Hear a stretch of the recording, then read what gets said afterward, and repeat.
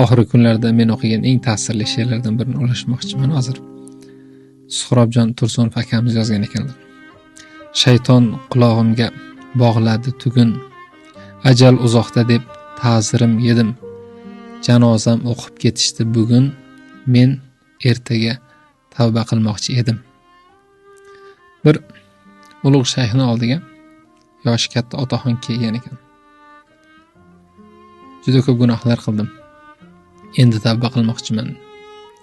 Shayx aytibdiki, nega kech keldingiz? Otaxon aytadiki, kech emas, erta keldim.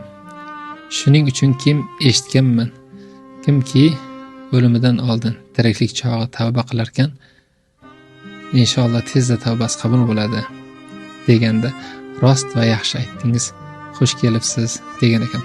Barchamizga tiriklik chog'i, vafotdan oldin tavba qilish nasib etsin. Hamma ham xato qiladi, lekin hamma ham tavba qilmas ekan.